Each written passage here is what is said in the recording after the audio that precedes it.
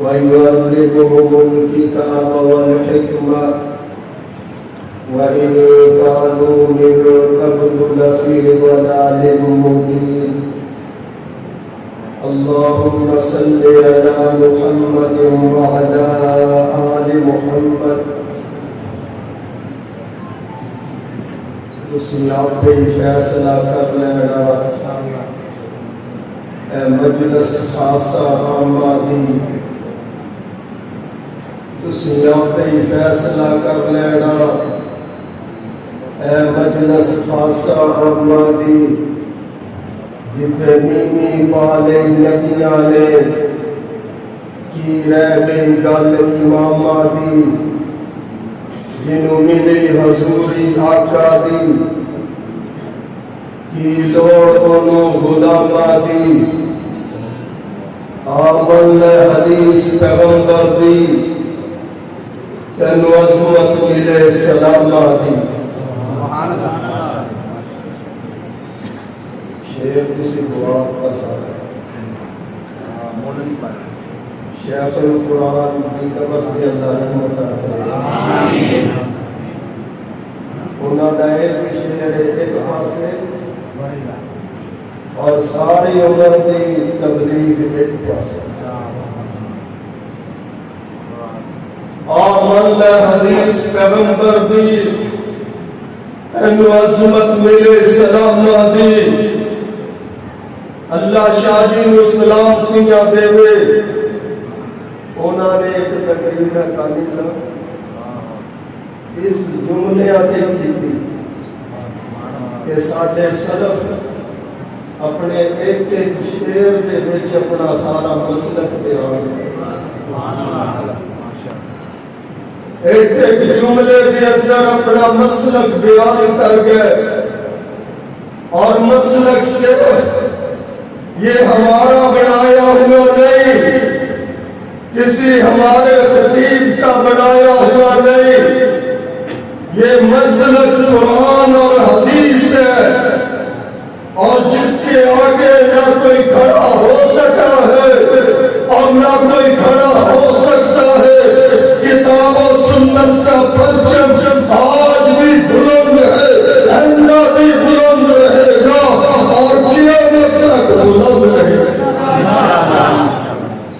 شروع کے اندر میں نے الفاظ پڑھے وَيُعَلِّمُهُمُ الْكِتَابَ وَالْحِكْمَةَ، پیغمبر علیہ السلام کی بعثت کا مطلب، پیغمبر علیہ السلام کا دنیا میں آنے کا مقصد وَيُعَلِّمُهُمُ الْكِتَابَ وَالْحِكْمَةَ، تاکہ امت کو پیغمبر قرآن سکھائے، تاکہ امت کو پیغمبر حدیث بتلائے، تاکہ امت کو پیغمبر سنتوں کا سبق دے۔ قرآن پاک ہمارے پیغمبر علیہ السلام لوگوں تک پہنچاتے، صحابہ تک پہنچاتے۔ اماں جی عائشہ کے یہ الفاظ سبحان اللہ ساری باتوں کو پورا کر دیتے ہیں۔ ہمارے پیغمبر علیہ السلام گھر میں داخل ہوتے ہوئے قرآن پڑھتے، گھر میں نگاہ سے نکلتے ہوئے قرآن کی تلاوت کرتے، نبی علیہ السلام بستر پر تشریف لاتے تو قرآن پڑھتے، نبی علیہ السلام سواری پر سوار ہوتے تو قرآن پڑھتے، پیغمبر علیہ السلام سفر کے اندر قرآن پڑھتے تھے، یہاں تک کہ اما عائشہ رضی اللہ تعالیٰ عنہ بیان کرتی ہے میرا پیغمبر ہر حالت میں قرآن پڑھتا تھا، صرف ایک حالت میں قرآن کی تلاوت نہیں کرتے تھے، سب جب جنوبی حالت میں ہوتے تھے نبی علیہ السلام ساری حالتوں میں قرآن پڑھتے، اور اس قرآن کو ہم نے سینے سے لگایا۔ عقیدت توحید یہی قرآن سکھاتا ہے اور اسی کو ہم پہنچاتے ہیں۔ قرآن پاک نے ہم سب کو ختم نبوت کا درس دیا، ہم اس کو مانتے ہیں اور اس کو آگے پہنچاتے ہیں اور اس کے لیے قربانیاں پیش کرتے ہیں۔ قرآن نے ہمیں سنت پر عمل کرنے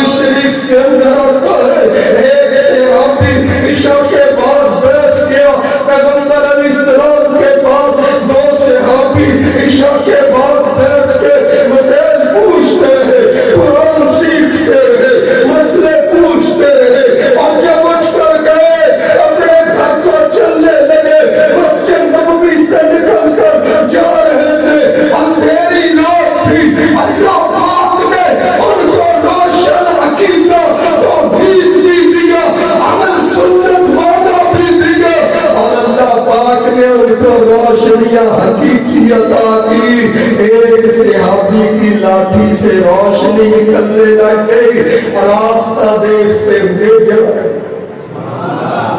آگے چل کر دونوں کے راستے جدا ہو گئے، دوسرے کی لاٹھی سے بھی روشنی نکلنے لگ گئی، اور نہ راستہ دیکھتے ہوئے اپنے گھر پہنچ جاتے ہیں. قرآن و حدیث کے پرچم ہم صرف مسجد میں نہیں اٹھاتے، مدارس میں نہیں اٹھاتے، ہم صرف اپنے مسلمانوں کے حلقوں اور ملکوں میں نہیں اٹھاتے، ہم نے تو کافروں کے ملکوں میں بھی قرآن و سنت کا پرچم بلند کیا. سنو گے؟ کہو انشاءاللہ. حافظ عبد القادر روپڑی کی قبر پر اللہ رحمت ناصر فرمائے، ابھی پاکستان اور ہندوستان الگ نہیں ہوا تھا، ہندو اکٹھے ہوئے، ہندو اکٹھے ہو کر کہنے لگے حافظ عبد القادر تو بڑا مسلمانوں کا مناظر اسلام بڑا ہوا ہے، ہمیں قرآن سے بتلاؤ اللہ مسلمان ہے یا ہندو نوز. کوئی موقع نہیں چھوڑتے کافر، وہ ہندو ہو، یہودی ہو، وہ عیسائی ہو، وہ ختم نبوت کے منکر ہو، اور آگے سنیے وہ کافر کاڑے ہو یا کافر گورے ہو، کوئی موقع نہیں چھوڑتے، مسلمانوں کو نیچا دکھانے کی کوشش کرتے ہیں. ابھی میرا روحانی بچہ ایک بے ایمان کا نام لے رہا تھا، سمجھتے ہو نہیں کہ مجھے کہتے ہیں کہ ریاض تو جانتے ہو، میں کہتا ہوں ریاض حسین سے ریاض الرحمان حیدر نام ہی میں نے رکھا تھا. اور یہ بے ایمان جو ہمارے ملک کے اندر صحابہ کے دشمن ہے، کتاب و سنت کے دشمن ہے، اتنی ان کی حیثیت نہیں. ہم مسجدوں کے اندر منبر کے اوپر محراب کے اندر ان پلیتوں کا نام لے، ایسے بے ایمان بہت آئے اور چلے گئے، اور یہ بھی سارے قرآن و سنت کے دشمن اور صحابہ اور اہل بیت کے دشمن مرے گے. انشاءاللہ ہندو جمع ہو کر کہنے لگے حافظ عبد القادر قرآن سے بتلا اللہ ہندو ہے یا مسلمان ہے. حافظ عبد القادر کی قبر پر اللہ رحمت ناصر فرمائے، قرآن پاک پڑھنے لگے، ان اللہ یأمرکم ان تذبحوا بقرہ. رب قرآن کے پہلے پارے میں فرماتے ہیں موسیٰ علیہ السلام کی قوم کو کہ گائے ذبح کرو. اللہ مسلمان ہے تو گائے ذبح کرنے کا حکم دیتا ہے. ہندوؤں کے میدانوں کے اندر لاکھوں ہندو وہاں کھڑے ہو گئے، اب مذاق دیکھنا چاہتے تھے، اب وہ دیکھنا چاہتے تھے کہ مناظر اسلام لاجواب ہو جائے گا، اور کبھی بھی کتاب و سنت کا پرچم اٹھانے والا لاجواب نہیں ہوگا. جب حافظ صاحب نے یہ الفاظ پڑھ کر سنائے کہ حکم دیتا ہے، لاکھوں ہندو جمع تھے اور سارے کلمہ پڑھ کے مسلمان ہو. یہ آپ کہیں گے پرانی بات ہے، چلو یہ پرانی بات ہے، اور نئی بات آپ کو بتلا دوں.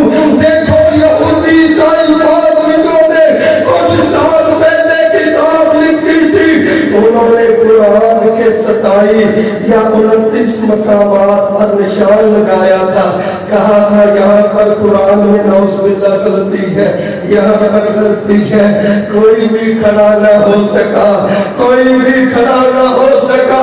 قرآن و سنت کا پرچم اٹھانے والا کھڑا ہوگا، نہ قبضہ کرنا کھڑا ہوگا.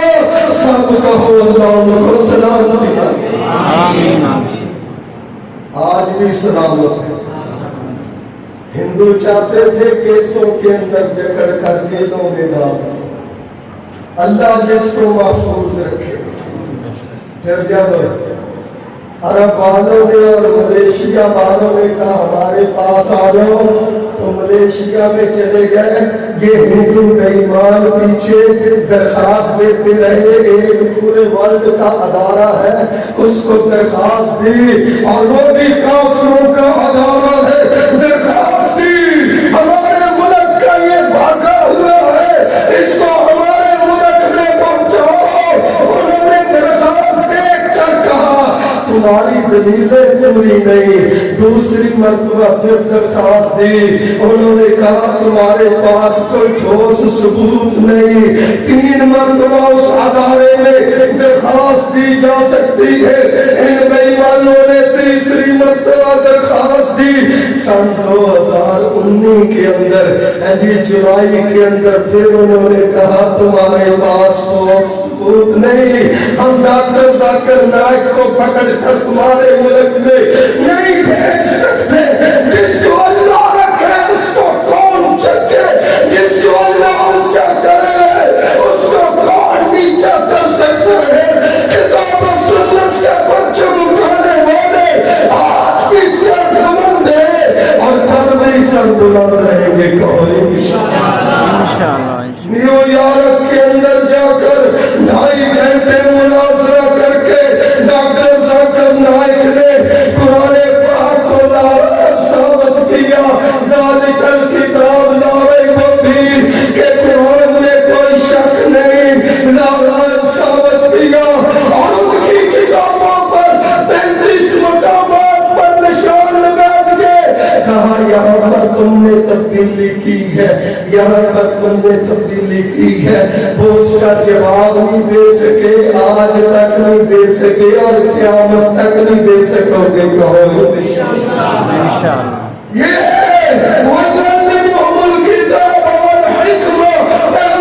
اسلام کی بعثت کا مطلب قرآن پہنچانا تھا. اسلام کی بعثت کا مطلب اپنی احادیث اور سنتیں پہنچانی تھی. بھائیو دوستو, آج میں ان کلمہ پڑھنے والوں کو بھی لمحہ فکریہ دینا چاہتا ہوں جو امام شافعی کے نام کی آڑ میں اپنے آپ کو شافعی کہلواتے ہیں. امام ابو حنیفہ رحمۃ اللہ علیہ کی آڑ میں اپنے آپ کو حنفی کہلاتے ہیں. اور امام احمد بن حنبل رحمۃ اللہ علیہ کی آڑ میں اپنے آپ کو حنبلی کہلاتے ہیں. امام مالک رحمۃ اللہ علیہ کی آڑ میں اپنے آپ کو مالکی کہلاتے ہیں. آپ ترمذی شریف حقانی صاحب, ترمذی شریف قاری عبدالرحمن انصاری صاحب, ترمذی شریف اٹھا کر دیکھو. امام مالک رحمۃ اللہ علیہ نے کیا کہا؟ لوگوں ہر کسی کی بات مانی بھی جا سکتی ہے, چھوڑی بھی جا سکتی ہے. نبی علیہ السلام کی قبر کی طرف اشارہ کر کے کہا یہ ایسی شخصیت ہے اس کی ہر بات مانی جائے. سبحان اللہ. امام شافعی رحمۃ اللہ علیہ کو کسی نے کہا آپ نے کتاب نہیں لکھی. اسے امام شافعی رحمۃ اللہ علیہ نے کہا قرآن کے اور حدیث کے ہوتے ہوئے ابھی بھی تمہیں کسی اور کتاب کا انتظار ہے. جب قرآن موجود ہے, حدیث پاک موجود ہے, پھر تمہیں کسی اور چیز کا انتظار ہے. اور کیا کہا امام ابو حنیفہ رحمت اللہ علیہ نے؟ اگر میری بات نبی علیہ السلام کی حدیث اور سنت سے ٹکرائے اس کو دیوار کے ساتھ مار دے گا. اللہ کے پیغمبر کی حدیث کو قبول کرو, نبی علیہ السلام کی سنتوں کو قبول کرو. اور امام حجی عبداللہ بن مبارک سب کو رحمت اللہ